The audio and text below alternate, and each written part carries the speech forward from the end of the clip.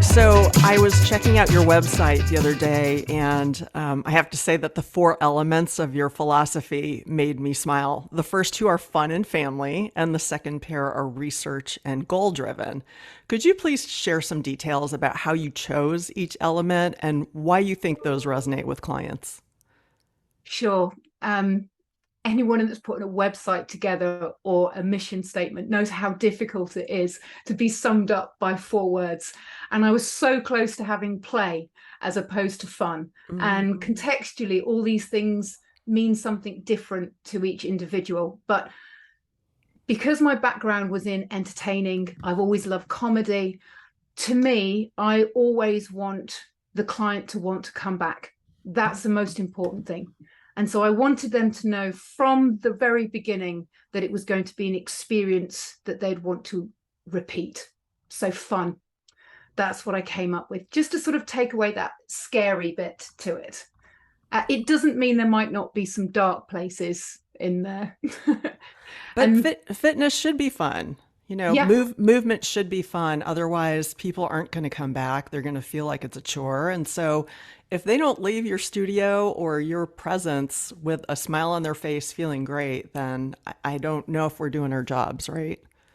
absolutely. And I have to say, I had a client the other day that came in, and I went over to him, and I think he's a member of royalty, but not here, let's just say. And so I was sort of taken in by his guards and all of this. And he is the most lovely gentleman normally. But on this day, he wasn't. And as I walked in, he just sort of grunted at me, and I was like, right, okay, this is where we are today. So I just started off, no fun and games, and like, let's just go, right, we'll do this, do that. And then gradually I started to change the mood and add a few more challenges and pushed him. And he'd said, we're not going outside today. But then after a few more exercises, I said, right, now we're outside. And he said, okay. So then we started, doing some different tasks, and then I got it really nasty. And then we started to incorporate the things I knew he loved.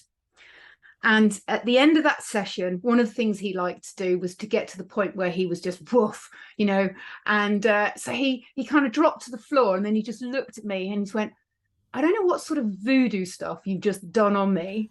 He said, but I now have to go and apologize to my family. And I was like, yes. And that's a fun factor. You helped set his mind right. That's awesome. Yeah. And we're so lucky. So, and then family. And family is because my clients are family to me. That divide between family and friends. I go out with my clients, so to me they are family, but that also means that I can be nice Joe, I can be inspirational supportive Joe, but I can also be tough love Joe. And so that's the art of a good mum.